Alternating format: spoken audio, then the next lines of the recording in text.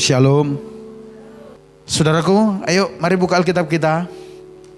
Kita lihat dari Matius pasal 8 ayat yang ke-5 sampai ayat 10. Saya baca judul perikopnya, setelah hitungan ketiga nanti kita baca bersama-sama secara perlahan-lahan. Judul perikopnya, Yesus menyembuhkan hamba seorang perwira di Kapernaum. 1, 2, 3 ya. Ketika Yesus masuk ke Kapernaum, datanglah seorang perwira mendapatkan dia dan memohon kepadanya. Ayat 6. Tuan, hambaku terbaring di rumah karena sakit lumpuh dan ia sangat menderita. Ayat 7. Yesus berkata kepadanya, aku akan datang menyembuhkannya. Ayat 8. Tetapi jawab perwira itu kepadanya, Tuan, aku tidak layak menerima Tuan di dalam rumahku. Katakan saja sepatah kata, maka hambaku itu akan sembuh. Ayat 9. Sebab aku sendiri seorang bawahan, dan di bawahku ada pula prajurit. Jika aku berkata kepada salah seorang prajurit itu, pergi, maka ia pergi. Dan kepada seorang lagi, datang, maka ia datang. Ataupun kepada hambaku, kerjakanlah ini, maka ia mengerjakannya. Ayat 10. Setelah Yesus mendengar hal itu, heranlah ia dan berkata kepada mereka yang mengikutinya, aku berkata kepadamu, sesungguhnya iman sebesar ini tidak pernah aku jumpai pada seorang pun di antara orang Israel. Orang Israel di sana maksudnya umat pilihan. Saudara, dari pernyataan Yesus ini kita akan melihat paling tidak ada 3 dampak yang baik yang akan terjadi di dalam kehidupan seseorang ketika mereka menanam firman di dalam hatinya dan mempercayai firman itu. Yang pertama apa itu? Saudara perhatikan, yang pertama, firman itu akan menghasilkan kualitas iman tertinggi di dalam kehidupan orang percaya. Firman akan menghasilkan kualitas iman tertinggi. Saudara perhatikan apa yang dikatakan Yesus di ayat 10, dikatakan demikian. Setelah Yesus mendengar hal itu, heranlah ia dan berkata kepada mereka yang mengikutinya, aku berkata kepadamu, sesungguhnya iman sebesar ini tidak pernah aku jumpai pada seorang pun di antara orang Israel. Garis bawahi kalimat berkata iman sebesar ini. Sebesar apa iman orang ini? Tahun lalu kita sudah berbicara, ketika Yesus berbicara tentang besaran iman, dia tidak berbicara mengenai ukuran. Dia tidak berbicara mengenai diameter. Itu sebabnya, nanti saudara lihat ketika para muridnya di Lukas, kalau saya tidak salah pasal 17, murid-muridnya datang kepada Yesus dan berkata demikian, Guru, tambahkanlah iman kami. Yesus tidak berkata demikian, baik. Seberapa besar kamu mau? Sebesar bola dunia? Sebesar bola kasti? Atau sebesar apa? Yesus tidak berkata demikian. Kenapa? Karena memang kalau ada kata di sana berkata iman sebesar ini atau iman sebesar biji sesawi, kalau dari teks Yunani tidak mengacu kepada seberapa besar diameternya, ukurannya seperti apa, tidak. Tapi itu berbicara kualitas. Ketika Yesus berkata, kalau kamu memiliki iman sebesar biji sesawi, itu tidak berarti ukurannya biji sesawi, tidak. Tapi kualitas yang ada di biji sesawi itu yang dibuat Yesus sebagai analogi iman yang berkualitas. Yang pada akhirnya dikatakan, biji sesawi adalah biji-bijian yang paling kecil di antara biji-bijian. Tetapi ketika dia tumbuh dan terus bertumbuh, dia akan seperti pohon di mana burung-burung bisa bersarang di sana. Artinya ada sebuah kehidupan, ada kualitas di dalam iman itu. Sekalipun iman itu secara kasat mata tidak kelihatan, tapi ada di sana kuasa yang dahsyat. Itu loh maksudnya. Dan di sini saudara, ketika Yesus berkata kepada orang banyak, sesungguhnya iman sebesar ini tidak pernah aku jumpai pada seorang pun di antara orang Israel. Yesus juga tidak sedang berbicara ukuran iman, tidak. Tapi dia berbicara tentang kualitas yang hebat. Dari teks Yunani diterjemahkan ke bahasa Inggris itu ditulis so great. Iman yang begitu megah. Karena apa? Karena kualitasnya yang tinggi. Itu loh yang dimaksud di sini. Itu yang dimaksud. Jadi saudara perhatikan.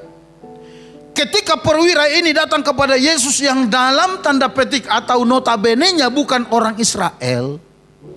Karena dia adalah perwira tentara Romawi yang sedang menjajah Israel pada waktu itu.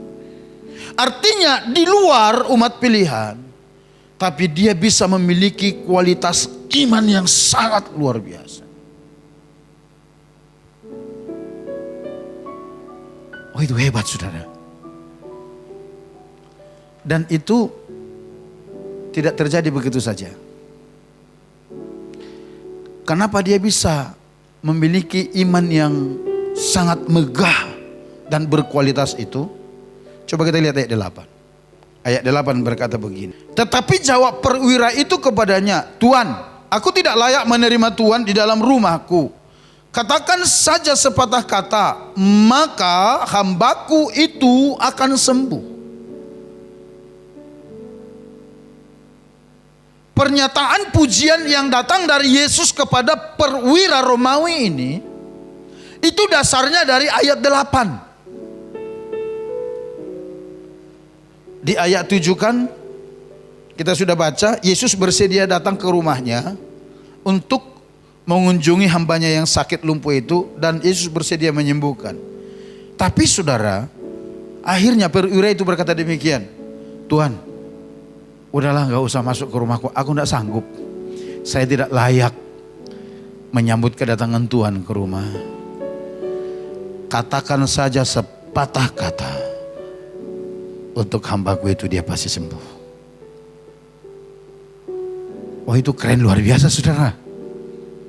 Itu yang membuat Yesus ini saudaraku memberikan pernyataan pujian itu bahwa perwira ini memiliki iman yang sangat megah. Apa? Kepercayaannya kepada perkataan Tuhan. Kepercayaannya kepada firman Tuhan. Saudaraku yang dikasihi Tuhan, tentu ini sangat kontras. Kontras dengan apa? Dengan iman yang dimiliki Thomas. Yang dalam tanda petik adalah murid Yesus sendiri dan bersama-sama dengan Yesus. Setelah Yesus bangkit dari kubur, waktu itu Thomas tidak ada di kumpulan para murid itu. Dan beberapa hari kemudian, ketika Thomas datang, murid-murid yang lain menyampaikan begini, Thomas, tahu tidak bahwa guru kita sudah bangkit? Saudara tahu apa jawaban Thomas? Dia berkata demikian, alah, ngeramput nuan. Ngomong aja, saya tidak akan pernah percaya. Sebelum saya mencucukkan jari saya di bekas lubang paku di tangannya, dan sebelum saya mencucukkan jari saya di bekas tombak yang ada di lambungnya. Itu jawaban Thomas. Kontras sekali saudara. Perwira ini yang dalam tanda petik bukan umat pilihan, dia adalah perwira tentara Romawi, bisa mempercayai perkataan Yesus. Dan berkata, Tuhan tidak usah datang ke rumah saya, katakan sepatah kata saja cukup. Cukup bagiku. Karena saya percaya hambaku itu pasti sembuh. Thomas yang bersama-sama dengan Yesus sekian lama, ketika teman-temannya memberitahukan guru sudah bangkit, dia berkata demikian, bulak kian semua. Saudara, tapi menariknya begini, dalam kondisi seperti itu pun Yesus hadir berapa hari berikutnya, tepat ketika Thomas dan para murid-murid itu ada di situ, tepat di mana Thomas berada, Yesus hadir hanya untuk memberikan jawaban kepada Thomas. Yesus berkata, "Shalom bagi kamu sekalian." Thomas kaget. Lalu Yesus berkata begini, "Thomas, supaya engkau percaya, ayo silakan ulurkan tanganmu. Rabalah bekas paku di tanganku ini dan masukkanlah jarimu ke bekas tombak di lambungku ini." Saudara tahu apa yang dilakukan Thomas? Alkitab berkata begini, nanti baca dalam Yohanes pasal 20. Akhirnya dia tersungkur, dia berkata, "Ya Allahku, ya Tuanku." Ketika Thomas melakukan itu, Yesus tidak menjawab begini, "Hebat, sekarang engkau percaya." Tidak. Tapi Yesus berkata demikian, "Allah, karena engkau sudah melihat, makanya engkau percaya." Perhatikan kalimat berikutnya, Yesus berkata begini, "Tapi berbahagialah orang yang percaya sekalipun tidak melihat." Oh, itu luar biasa. Luar biasa, saudara. Dan sampai sekarang iman model begini ada. Iman model begini ada. Ada orang yang baru bisa mempercayai Tuhan. "Oh, aku lihat dulu baru aku percaya. Harus dapat mimpi dulu minimal 7 kali biar angka sempurna. Saya harus dengar dulu orang bernubuat kepada saya, entah dari negara mana itu. Saya harus dapat penglihatan dulu, dapat mimpi dulu. Bila penting di mimpi itu sangar-sangar begitu loh. Baru saya percaya." Yesus hargai itu. Tapi saya mau beritahu, ternyata bukan yang iman seperti itu yang Yesus inginkan dari anak-anaknya. Bukan. Jadi saudara perhatikan, ketika seseorang menanam firman di hatinya dan mempercayai dengan sepenuh hatinya, itu akan menghasilkan kualitas iman tertinggi dalam kehidupannya. Itu keren. Itu sebabnya saudara, ayo, kalau memasuki tahun ini Tuhan terus mengajar kita mulai berbicara benih. Benih yang benar itu sudah tidak salah, pasti firman. Dan firman itu harus dipercayai. Ketika dipercayai, itu akan menghasilkan kualitas iman tertinggi dalam kehidupan kita. Saudara akan menerima pujian-pujian dari Tuhan ketika saudara benar-benar mempercayai firman itu. Itu sebabnya saya mau ngajak kita, ayo percayai firman, saudara ya. Percayai firman. Kalau di pada minggu sore, di minggu lalu, ayat-ayat yang berbicara tentang kesuaman, tentang teguran Tuhan itu, tapi ada juga solusi yang Tuhan berikan. Ayo percayai itu. Tuhan berkata demikian, "Aku tahu semua pekerjaanmu, tapi karena engkau tidak panas dan tidak dingin," artinya biasa-biasa saja, suam-suam kuku, "aku akan memuntahkan engkau dari mulutku," kata Tuhan. Engkau berkata engkau kaya padahal miskin. Engkau berkata engkau hebat padahal engkau telanjang secara kerohanian, kata Yesus. Saudara baca ayat berikutnya dikatakan demikian, "Ini yang harus kau lakukan untuk hidupmu dipulihkan. Bertobatlah, lakukan kembali," kata Tuhan. "Beli minyak kepadaku, beli emas kepadaku, supaya ketelanjanganmu itu ditutupi." Kalau Tuhan berbicara seperti itu, percayai dan lakukan, maka saudara akan lihat sesuatu yang besar dalam kehidupanmu terjadi. Jadi yang pertama, ketika saudara benar-benar mempercayai firman Tuhan, itu akan menghasilkan kualitas iman tertinggi dalam kehidupanmu. Yang kedua kita lihat. Yang kedua saudara, ketika kita mempercayai firman Tuhan di dalam hati kita, kepercayaan itu akan menarik perhatian Tuhan Yesus terhadap iman kita itu. Kepercayaan itu akan menarik perhatian Yesus terhadap kepercayaan kita itu.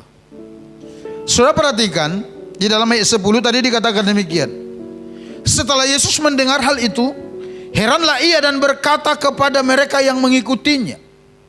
Perhatikan, heranlah ia dan berkata kepada yang mengikutinya. Saudaraku, kalau di dalam terjemahan bahasa Indonesia masa kini, itu diterjemahkan begini. Waktu Yesus mendengar apa yang dikatakan oleh perwira itu, ia kagum sekali. Lalu berkata kepada orang yang sedang mengikuti dia, bukan main orang ini. Di antara orang Israel pun belum pernah aku menemukan iman semegah ini. Jadi saudaraku, perhatikan. Ketika seseorang benar-benar mempercayai firman Allah, kepercayaan itu menarik perhatian Tuhan. Halo. Dia katakan Yesus sangat kagum terhadap iman yang seperti itu. Yesus sangat tertarik terhadap kepercayaan yang model seperti itu. Tadi saya katakan kepercayaan Thomas tetap Yesus hargai. Tapi ternyata bukan yang seperti itu, bukan yang model begitu, bukan yang macam begitu yang Tuhan Yesus inginkan dari anak-anaknya. Dan kepercayaan model begitu tidak mendapat pujian dari Tuhan. Tapi begitu perwira itu, sekali lagi dalam tanda petik, yang bukan orang Kristen, yang bukan juga orang Yahudi, yang bukan juga murid Yesus, dan berkata, Tuhan tidak usah datang ke rumahku, katakan saja sepatah kata, saya yakin hambaku pasti sembuh. Waduh, Yesus kagum saudara. Yesus kagum. Hatinya tertarik, hatinya terpikat dengan pengakuan iman yang model begitu. Saudara, ini kalau saya mau katakan demikian, ini gampang-gampang susah sebenarnya ya. Agak geli-geli sebenarnya. Tapi saya mau katakan, itulah kebenarannya saudara. Itulah kebenarannya. Mendengar pernyataannya itu yang di ayat 8 itu, Yesus tertarik dan mengagumi iman perwira itu. Apakah saudara menginginkan dan merindukan bahwa Yesus akan mengagumi kepercayaanmu? Ayo percayai firman Tuhan sungguh-sungguh. Tidak salah kalau saudara mengharapkan saudara mau dapatkan penglihatan, dapat konfirmasi melalui nubuatan-nubuatan, tidak salah. Tapi dengar baik, kualitasnya itu jauh di bawah daripada kepercayaan yang benar-benar percaya kepada firman Tuhan. Jauh. Ya apalagi kadang-kadang kalau yang memberikan konfirmasi itu saudaraku, saudara kenal kehidupannya dan benar dari Tuhan. Kalau nubuatnya benar, kalau itu yang lu buat gimana? Ayo. Tahu lu buat ya? Lu yang buat gitu loh. Karena udah dengar informasi, banyak informasi tentang orang itu, lalu dia datang melubuatkan, kan begitu saudara. Oh begini, padahal udah dapat informasi dari yang lain. Gimana yang begitu? Ada kemungkinan yang begitu? Banyak. Di sini mungkin tidak ada, di sana sini banyak. Kepercayaan yang penuh kepada firman Allah itu akan menarik perhatian Tuhan terhadap kepercayaan kita itu. Yang ketiga saudara, dampak yang ketiga dari mempercayai firman Tuhan dengan sungguh-sungguh, Dia akan memberikan solusi dalam kehidupan kita. Kekaguman Yesus terhadap iman yang dimiliki perwira itu tidak berhenti sampai di kata-kata saja, tapi memberikan jawaban dan solusi terhadap pergumulan yang sedang ia alami. Pergumulan siapa perwira itu yang dialami pada saat itu, saudara. Saudara perhatikan di dalam Matius pasal 8 ayat 13. Pada akhirnya Yesus berkata begini kepada perwira itu. Lalu Yesus berkata kepada perwira itu, pulanglah dan jadilah kepadamu seperti yang engkau percaya. Maka pada saat itu juga sembuhlah hambanya. Saudaraku, ini menarik sekali. Ternyata kekaguman Yesus itu tidak hanya sekedar berhenti pada kata pujian sanjungan belaka yang berhenti sampai di situ. Tidak. Ternyata kekaguman Yesus itu berlanjut kepada apa? Menjawab pergumulan perwira itu. Ini luar biasa sekali kalau saudara bisa menangkap ini, saudara. Imanmu pasti terbakar sebenarnya. Apalagi kalau saudara baca terjemahan firman Allah yang hidup. Diterjemahkan begini. Di ayat 13. Lalu Yesus berkata kepada perwira Romawi itu, pulanglah. Apa yang engkau percayai itu sudah terjadi. Dan pada saat itu juga pelayannya sembuh. Saya mau tanya kita dengan jujur, bukankah yang seperti ini sebenarnya yang saudara harapkan dan rindukan? Di tahun rahmat dan kebaikan Tuhan ini, bukankah yang seperti ini sebenarnya yang kita harapkan dan rindukan dalam kehidupan kita? Yesus memberikan solusinya pagi menjelang siang ini kepada kita. Apa itu? Percayai firman dengan segenap hati. Percayai firman. Sekali lagi, kita tidak anti dan kita tidak menolak kalau ada penglihatan. Kita tidak anti dan kita tidak menolak kalau ada konfirmasi-konfirmasi melalui anak-anak Tuhan, nubuat. Tidak. Kita tidak anti kalau ada mimpi-mimpi didapatkan anak Tuhan. Tidak. Tapi ada yang lebih megah dari itu. Yesus berkata, kepercayaan yang percaya hanya kepada firman Allah. Di dalam Yohanes pasal 20 itu dikatakan, berbahagialah orang yang percaya sekalipun tidak melihat. Kalau dari teks berbahasa Yunani itu diterjemahkan ke Inggris, blessed, diberkati orang yang percaya kepada Tuhan oleh karena firman-Nya sekalipun dia belum melihat tanda-tanda fisik. Ayo saudara ya, dahsyat sekali firman saudara ya. Dahsyat sekali. Itu sebabnya saya mau katakan demikian. Jangan pernah ragukan firman. Jangan pernah ragu untuk mempercayainya. Jangan pernah ragu untuk mengandalkan firman. Karena minggu lalu kita sudah belajar, dia adalah benih iman. Dia adalah buah pemikiran Allah sendiri. Bahkan firman itu adalah Allah sendiri.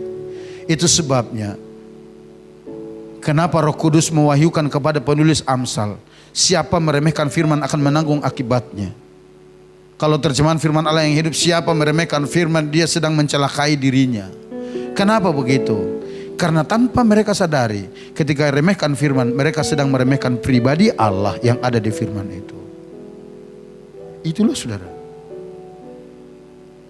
Ketika mereka meragukan firman, mereka tidak sadari, mereka sedang meragukan pribadi Allah yang ada di firman itu. Tapi orang yang benar-benar menghormati firman, mempercaya dan melakukannya, saudara lihat, dia tidak sekedar menghasilkan kualitas iman tertinggi, dia tidak sekedar menarik perhatian Tuhan, tapi dia juga memberikan solusi di dalam setiap pergumulan hidup saudara. Apakah saudara mau mengalami solusi-solusi itu? Amin.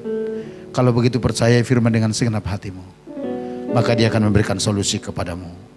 Yang mau dan percaya katakan amin. Mari kita datang kepada Tuhan saudaraku.